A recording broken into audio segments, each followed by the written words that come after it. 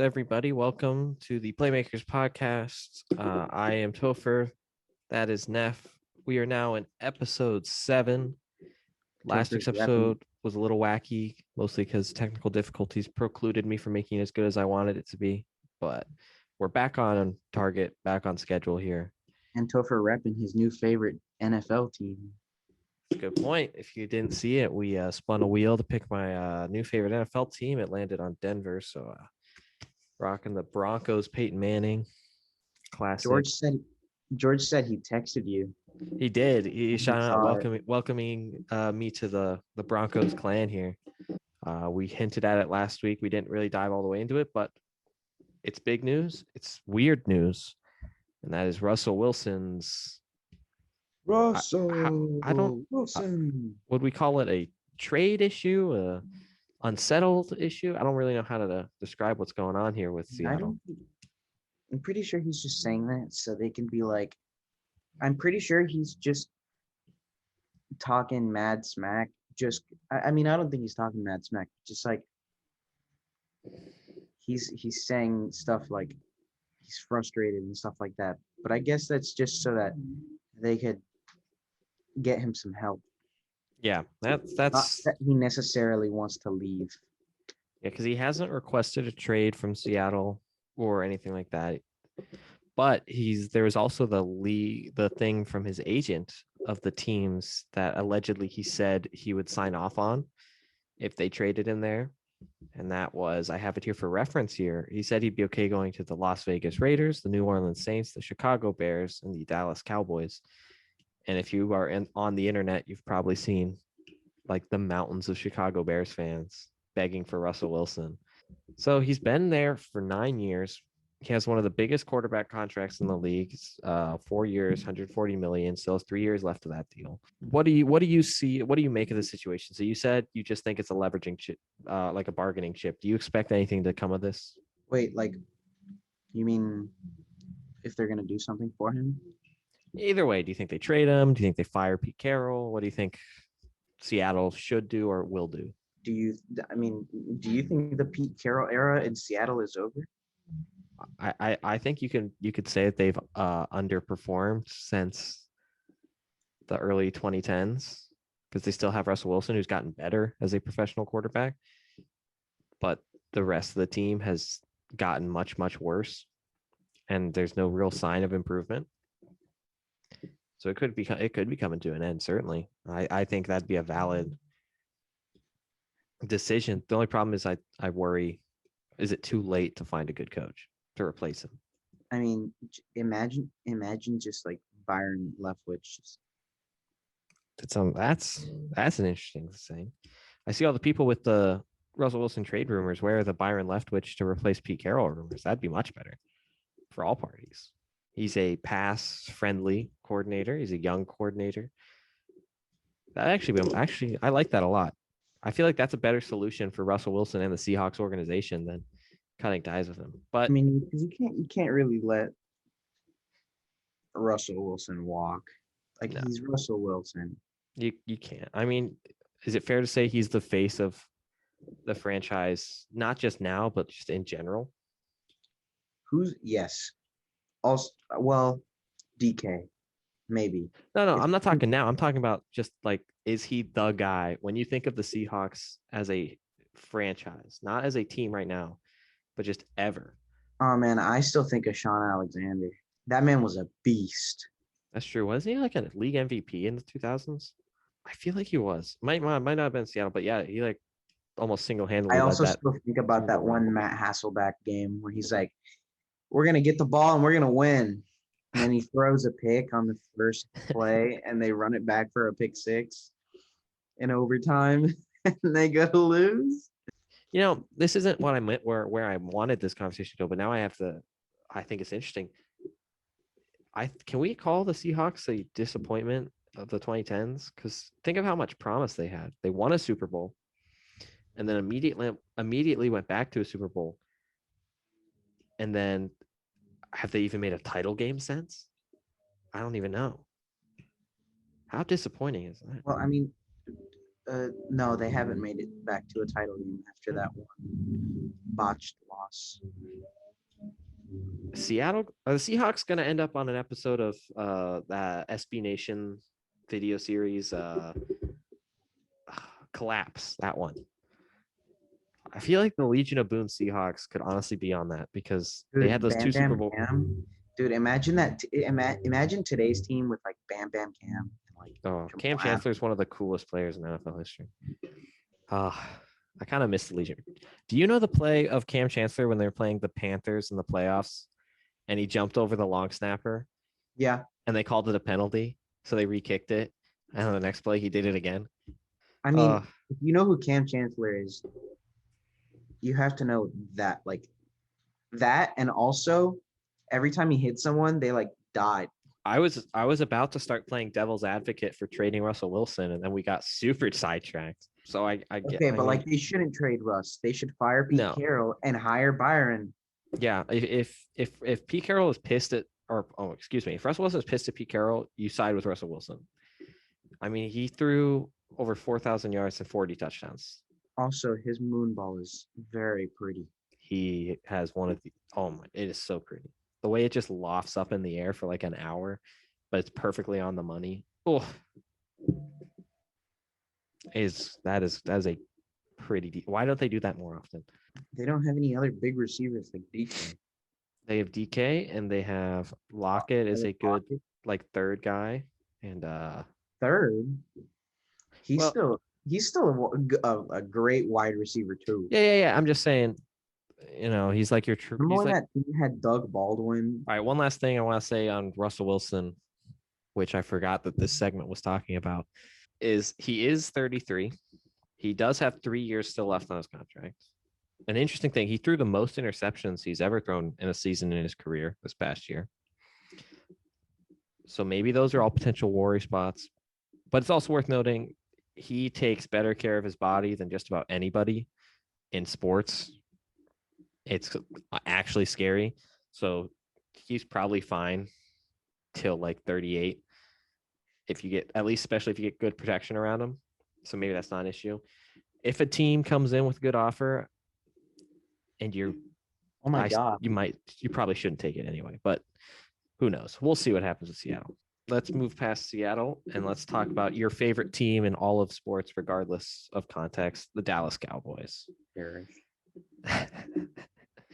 So Dak Prescott, his contract is up again.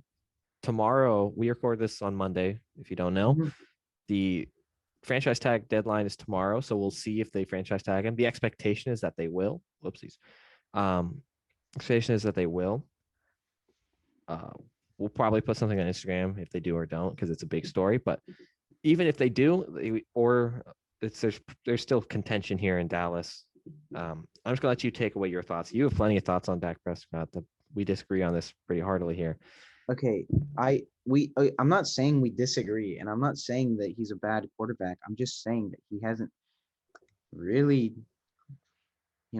with the team that is around him, one of the best offensive lines coming into the league, having Amari Cooper, Michael Gallup, now CeeDee Lamb, Zeke Elliott, who let himself go kind of, but like still one of the most physical backs in the league.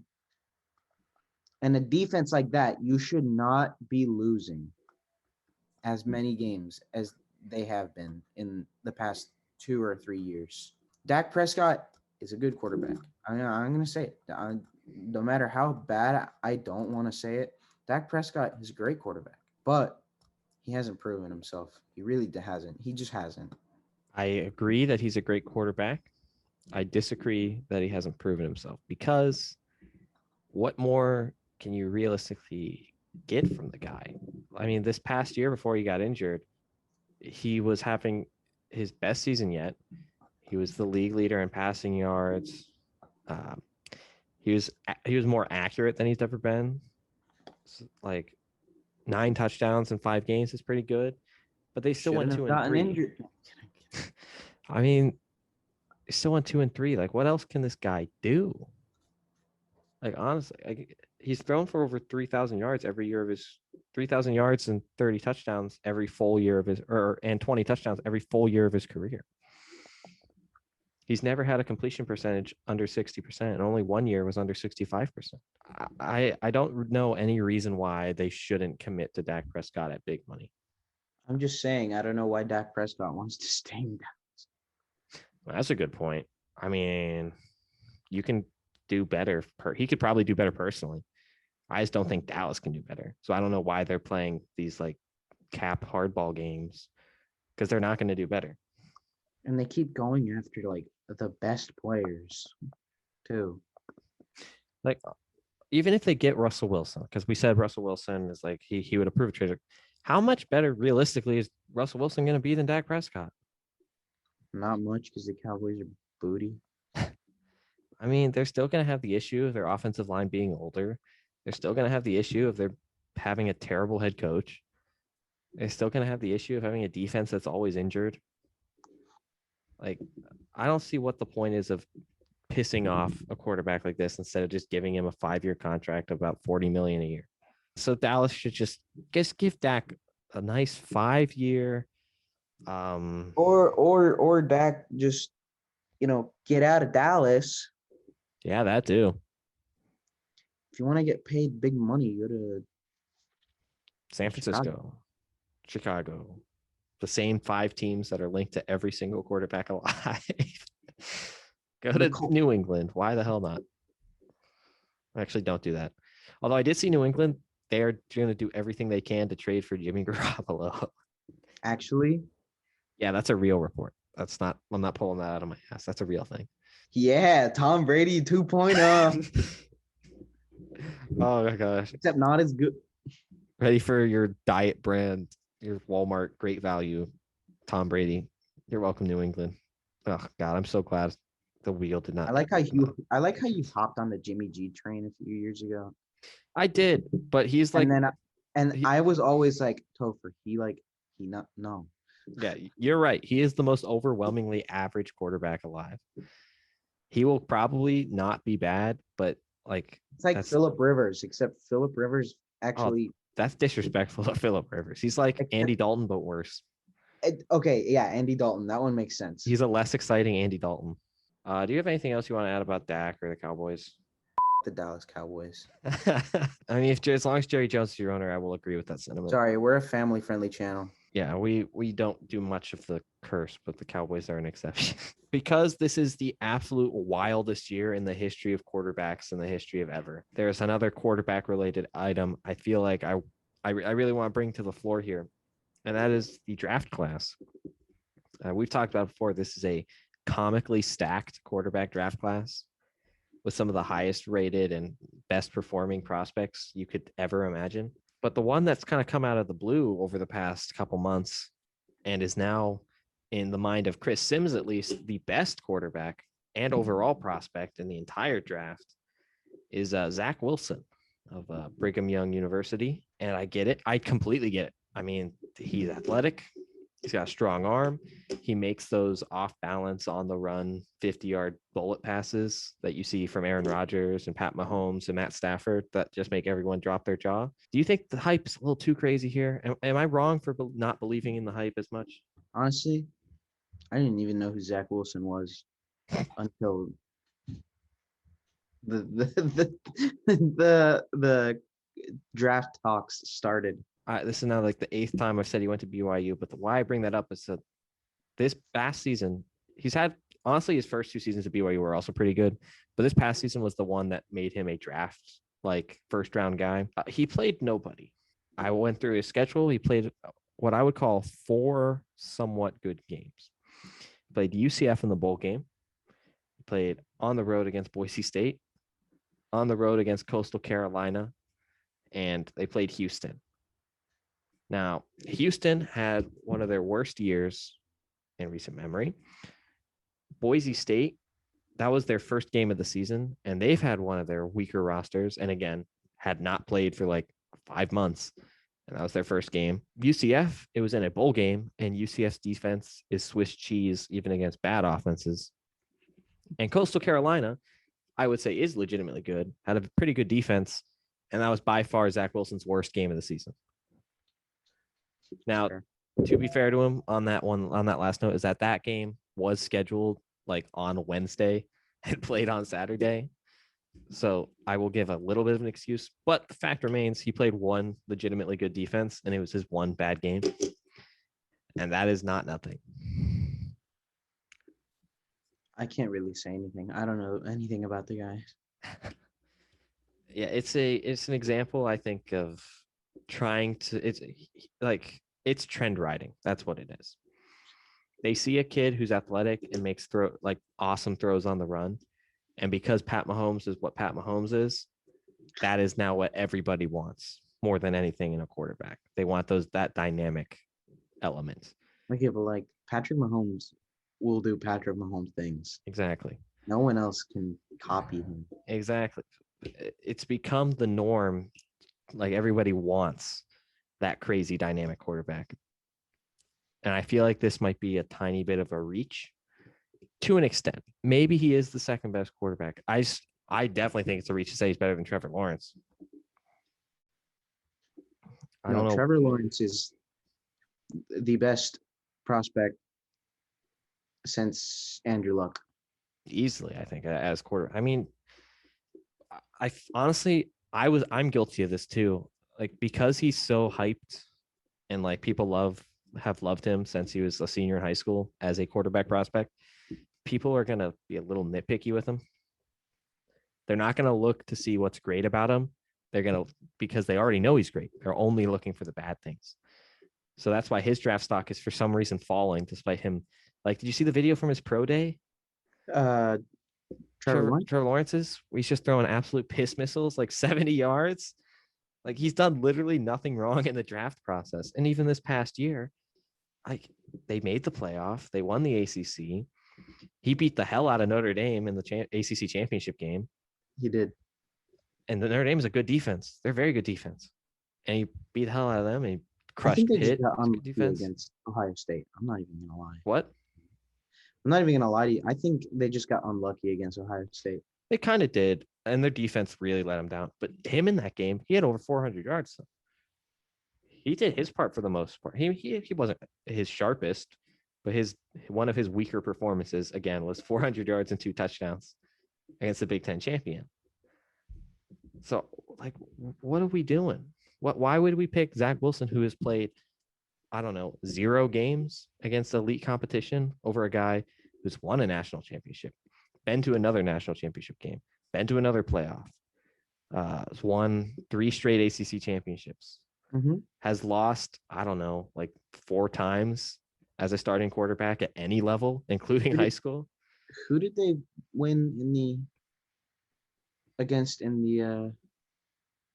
national championship? They beat the hell out of Alabama. Gotcha. They beat them like 49-14 or something. Yeah, it was bad. Trevor Lawrence is 1. Maybe Zach Wilson is 2, but the other forgotten man, Justin Fields. What are we doing? Why do people hate Justin Fields as a draft prospect?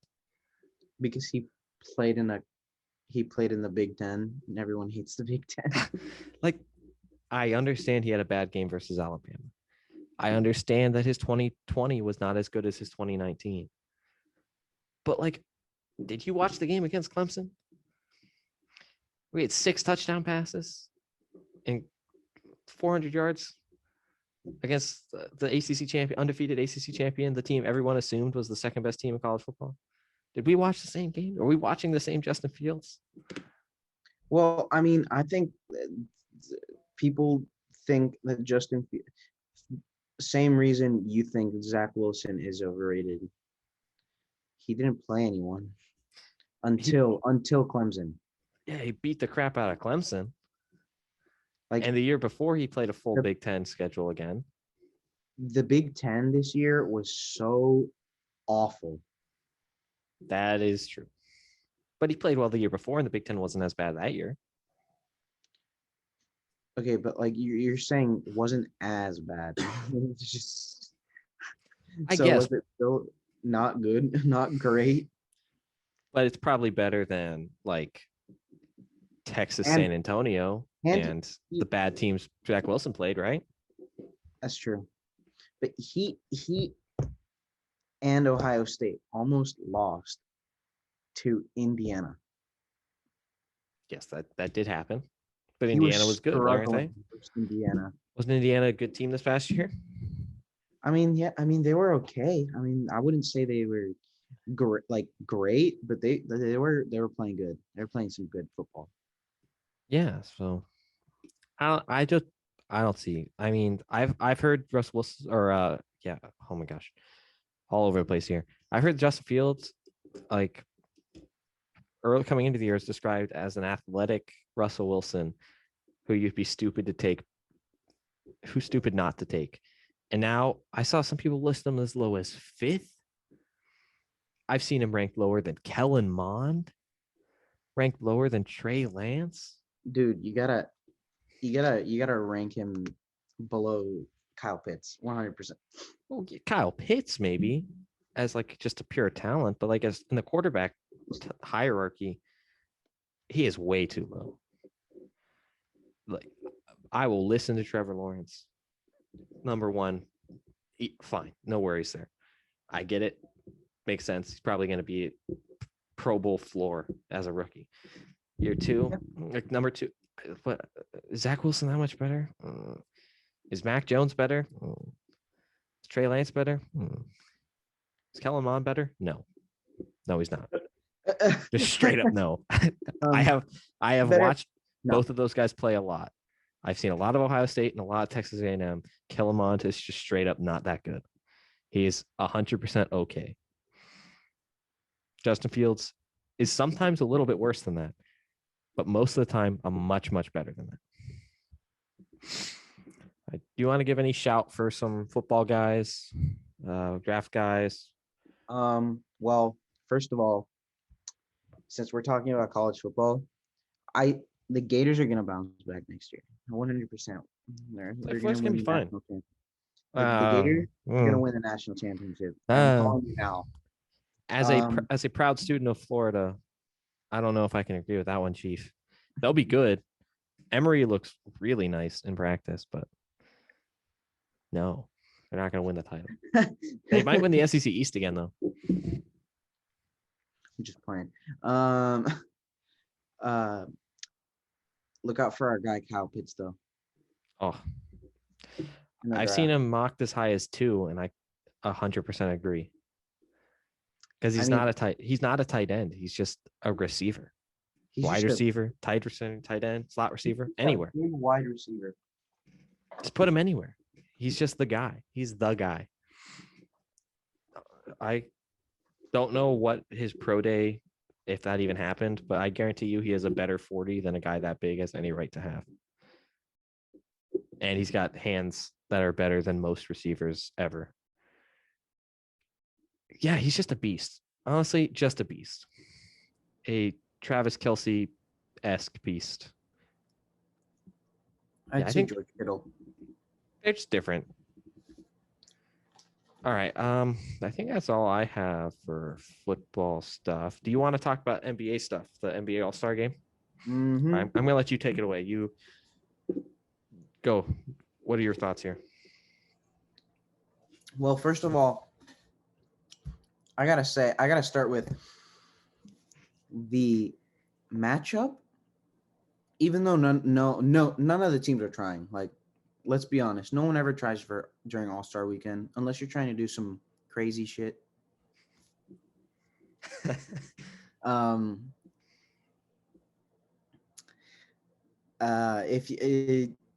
But like, if they were actually trying like an actual competitive basketball game, LeBron's team would have won easily. We can just say that LeBron drafted the good half of the players that were selected for All-Star weekend. And I'm not saying that Kevin Durant's choices were bad. It's just like when you look at that entire group collective together, there are good players and there are bad players.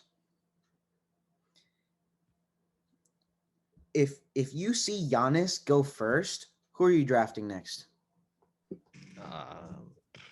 Steph Curry. Yeah. I would draft.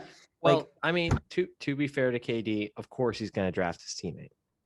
okay, yeah, but like, come on. Of course he's going to draft his teammate. He drafted both his teammates. Of course he did. He's a team player. But like LeBron, just overall, like you see Giannis go, then you pick Kyrie. You see Steph go, you pick.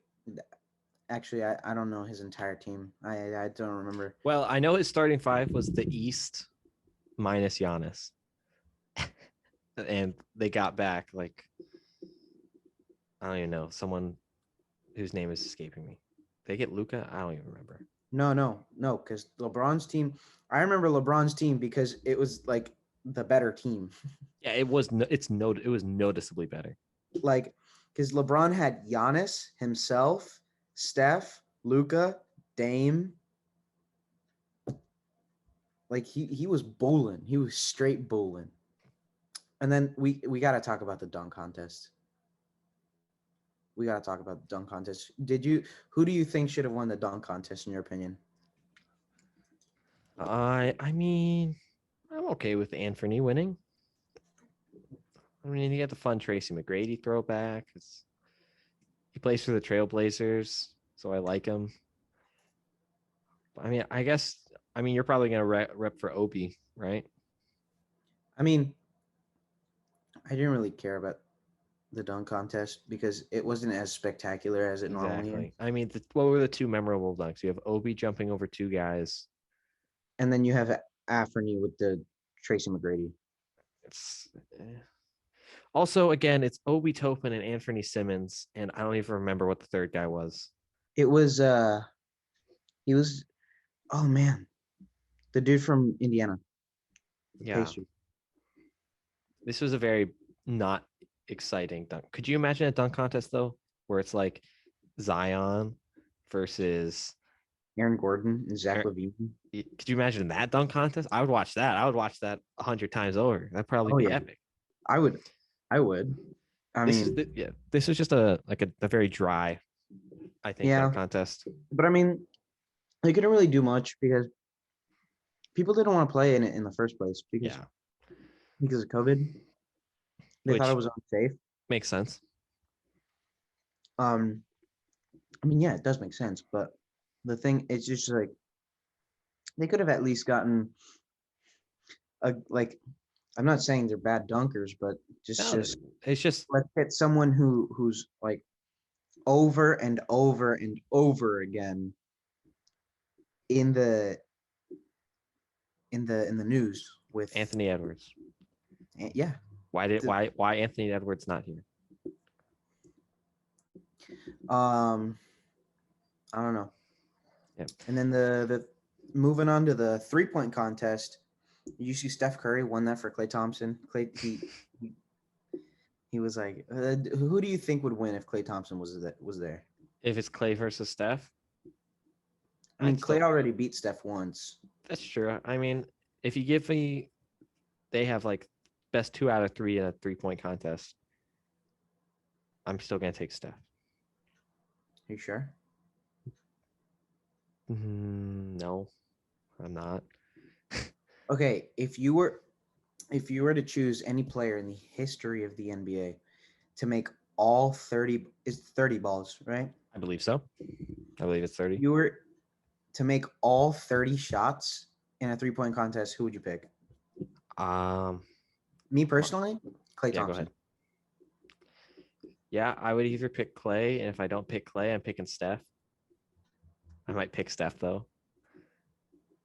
How wild is it that literally the 2 greatest shooters ever are on the same team at the same time for like a decade? That is absolutely wild to me. I mean, I guess you could put Reggie Miller up there from the Pacers. Yeah, I mean, yeah, there are other good shooters, but like, come on. I mean, if you really want, you can pick one of the guys who's literally just a sniper, like Kyle Korver or something. Mike Miller. Yeah, Ray Allen. Yeah, Ray's elite, but the thing is, I feel like shooters are much better today. Like the great shooters in the modern NBA are unbelievable compared to the guys in like the 2000s. Who are the top 5 shooters in the league this year for This you? year, I'm not Besides, gonna look at numbers here to back this up, but this is just based on my gut instinct here. let's just put Steph at the top. Yeah, you got Steph. This might not be in any particular order, but like Steph, Dame. Although Dame's not a guy who's necessarily going to hit everything, but when he's hot, and he can hit it from literally anywhere. So Dame. I feel like Buddy Hield's kind of regressed, so I'm not going to go with that. I really want to say Luka, but I haven't seen Luka really playing out in the perimeter much this season. No, Luka. He's been more of a slasher. Yeah, and Luka. He takes his shots when he needs to. He's a functional 3-point shooter, but he's not like a great 3-point shooter. I'm trying to think who else would probably, because I feel like honestly it's weird. As Bradley much as Beal? Question mark. Yeah, that's a fair shout. But I think it's weird. As much as the 3-point shot is like important and like very, very important in basketball, it's not like these guys, the best guys, are like great and like elite at it. Like that's not their number one strength outside of like Steph. You think KD would be? Yeah, probably just because he's all scoring in general. Yeah.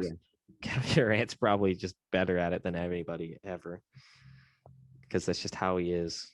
Who do you think is the best scorer in the? I know we're talking about All-Star Weekend, but like we're going into this tangent right now. And we're going to talk about it. Okay. Who's the best scorer in NBA history? NBA history, just pure scorer. Michael. Who's the most efficient? Oh, not Michael.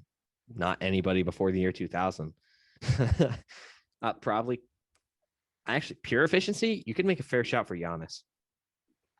Actually? Yeah, because if you think about it, he's a guy who's going to put up over 30 a game, and because he can just get to the he can just dunk at will, and he's a functional like free throw shooter. He's probably got to be up there, to be honest with you. And then obviously KD, just because he's smoother than anybody, and also LeBron for a similar reason to Giannis. Well, yeah, but LeBron hasn't been really taking his. Well, yeah, prime LeBron, yeah. Yeah, like LeBron at his very, very best. Oh, as I look to the stats for 3-point shooter, to undo your tangent here, the first place by a large margin over guys with a lot of attempts is a Joe Harris on the Nets, who I think won the 3-point contest either last year or 2 years ago. Yeah, it was last year. Yeah. 2 years ago, I think was Clay, right? That sounds right. Yeah, so I mean, do you agree, Michael, KD? Like, who do you think's best scorers? I don't know. I feel like the best scorer to me would be between Wilt Chamberlain and Michael Jordan. But I think it would end up being Michael Jordan, just because he's Michael Jordan. Yeah, and while for what it's worth, the myth that Wilt Chamberlain was playing against a bunch of 5'10" white guys is not accurate. And it is also true that the NBA in the 60s and 70s was not as competitive, and especially not as defensive as it was in the 80s. The 80s is probably like the most defensive era in basketball. Do people even play defense these days? Not really. Most of it, at least. I mean, it ebbs and flows. It really does. Like, because the 60s and the 70s had some crazy stats and scoring numbers. And then like into the 80s and 90s and 2000s, it went way down. And now we're into a way up again. Like just crazy offense, limited defense. It just ebbs and flows. All right, let's get away from the tangent and go next skills challenge. Domantas Sabonis from the Indiana Pacers won over Nikola Vucevic, who was very rusty. Yeah, I mean the skills. All right. So here's the thing. I want to give one thing on the skills challenge. Then I'll let you say whatever you have to say on it. I both like and hate the guards versus bigs style. I love it because I think it's funny. to just have the big men just doing the skill drills. And most of them are good at it. It's just, I think it's fun. I also hate it because it gives an unfair, like disproportionate advantage to less skillful big men as opposed to the guards. Yeah. Because I think it's fair to say that on average, every single player in the guard bracket is more skillful than anyone in the big man pool. Yeah. So do you think they should change the just turned green in here. Do you think they should change the skills challenge to only big men or only guards, or should they split it up into two categories, having guards with guards and big men with big men, or should they maybe have every first round matchup be guard versus big man? Because I know some of the years they've done it like all guards, all big men, play at the end. I think the best way to have it, and just the most fun way to have it, will be big guy versus small guy. That's just fun. Who doesn't like big guy versus small guy? That's just good vibes. didn't who did Nikola Vucevic beat a few years back? Was it Joker? I don't remember. I don't remember all that much about the skills challenge in general. I know Jason Tatum had won it that one time when he hit the half court shot. That was pretty epic. That was pretty epic. I think that was last year, wasn't it? Maybe. I don't know. I'm not sure. Did they even have it last year? Oh, yeah, they did. I think so. I'm thinking every time I think of last year, I just think of did it even happen? The All-Star game was like one of like the last things before everything went like heat. Well, right. Do you have anything else to share about the All-Star break? I mean, I just had fun with it. It looked really fun. It looked like they were all having fun. So shout out to them. Steph and LeBron looked like they were. I sent you the graphic, right, where it was like 7 out of the 9 rings, 9 past like champions, like championships. Do you know the 2 other ones? The Raptors and the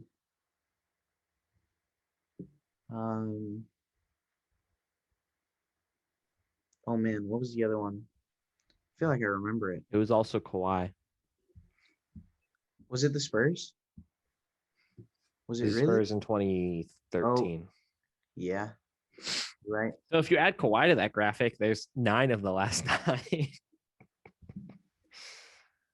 Kind of makes it feel like it's weird. It makes the NBA, when you think of it in that kind of terms, how few teams and how few players have been involved in championships, it makes it really feel like there's not as much competition in the NBA. Yeah. I mean, you saying that I was thinking the Spurs, but then I was like, man, that was so long ago. I know. It does not feel like it was only 8 years ago. Yeah. It feels 2 lifetimes ago. Oh gosh. All right. Any more NBA things? Just by the way, Giannis won MVP, the Kobe Bryant award for that. Congrats to him. Giannis is a cool, fun guy. I think I nominated him for Playmaker of the Week last week. You did. I like Giannis. He's likable.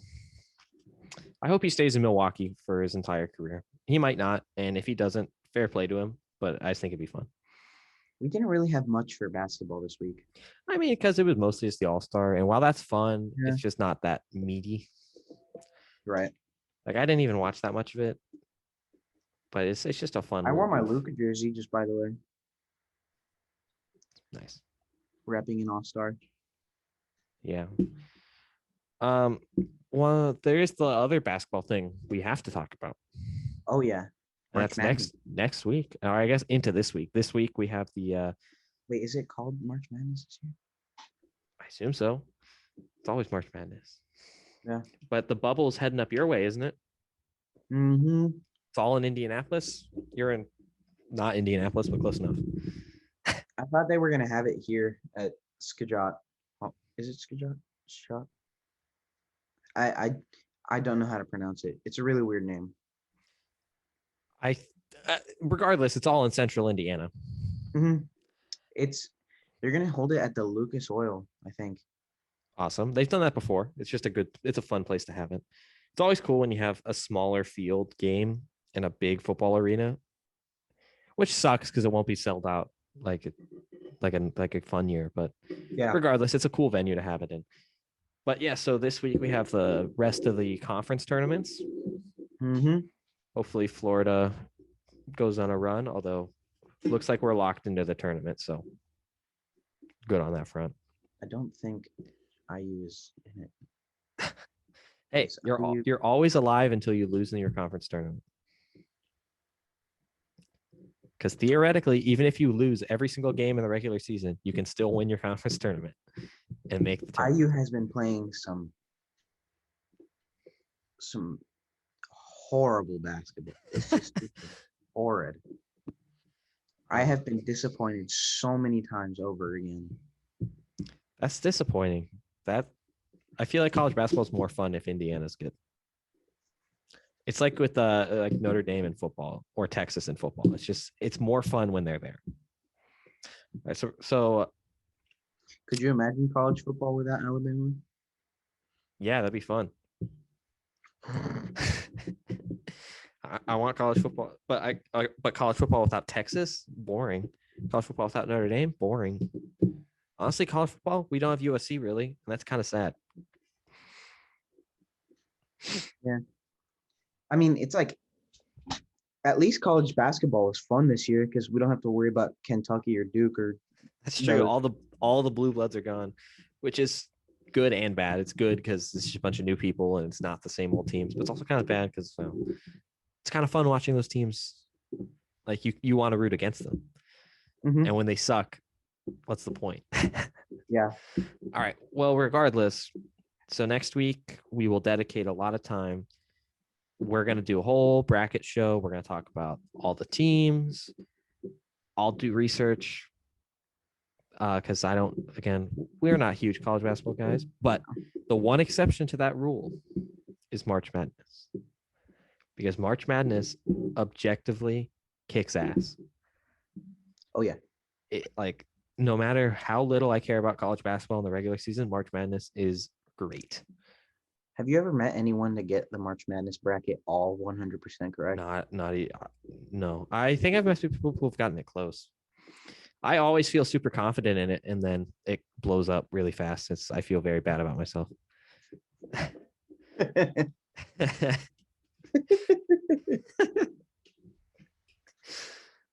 Yeah, but on that note, we will be having a bracket pool on ESPN's Tournament Challenge next week. So that'll be a part of next week's show. We'll talk about the whole bracket. We'll open up. Actually, no, I'm just going to look up. I'm going to see if we can open up a tournament bracket pool now. All right. So Yeah. check out our social media. I changed the thumbnail so that those links are there on video. Yeah, so we'll have some fun there. The winner of that will get something TBD, but we're gonna have some fun with that in March Madness. The one fun part about college basketball. Expect us to post about that this week. Yeah, we'll keep you updated. We'll keep you in the loop. Do you have anything else really to say? I didn't have as much as I thought I did. We really did. We really went over everything really fast today. And we went on some unnecessary tangents on accident. Yeah. I mean, it's fine. That's the vibe. That is just the vibe. When did anyone ever not like pointless and useless tangents on something that they don't need to hear about? Bro, it's just a vibe. It's just a vibe. Well, I guess we'll move on to our playmakers then. Yeah, we are on Playmakers. Currently on the poll, believe it or not, Ryan Tierney of Hofstra is winning Playmaker of the Week. So shout out to you, Ryan Tierney, with your 11 points in the second time in 3 games. So Neff, I'm gonna let you take it away. I think you only had one this week, yeah? Yeah, I only have one this week, so I'll go first. I gave mine to Steph Curry, the chef, just because he's been playing a good game. He's been out there. He's just a reliable player for that franchise. When you need him, he's there. Yeah, that's it. He played really well in the All-Star game. He won the 3-point contest. So I decided why not. Yeah, it's a fair shout. He's actually on a podcast this week. The Suiting Up podcast. Are you familiar with it? It's Paul Rabel's joint. Mm-hmm. I did not realize Steph Curry was a fringe lacrosse guy, but apparently he kind of digs it. There's a clip I saw on Twitter of him messing around with some like high school girls lacrosse team, just trying to create all kinds of fun stuff. On that note, I have two lacrosse folk to mention as my playmakers of the week. Two massive performances. We got a repeat playmaker of the week from, oh God, I don't even know. I think that was episode 2, maybe. Chris Gray, North Carolina. I think he's a season high 10 points, 6 goals, and 4 assists in a easy win over Mercer. Not much to say. It's just anytime you hit double-digit points, you're going to catch my attention. So Chris Gray gets a nod there. I think he's the nation's leading scorer still, which is very impressive. Hey guys, please don't let another lacrosse player win.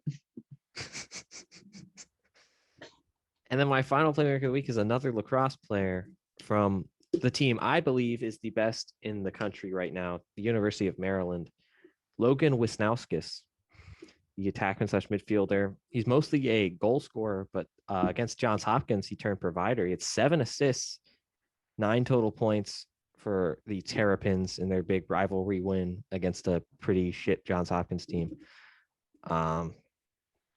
So my two playmakers, we got Chris Gray and Logan Wisnauskas. Neff, you got Steph Curry. Any other closing remarks as we move on from a vibe of an episode? The Cowboys. That's all. That's a good way to end it. All right. Thank you all for listening. We'll be back next week, this same time. Keep following us on Instagram and Twitter for updates throughout the week on what we got stuff going on. So thank you all for listening. Have a nice day.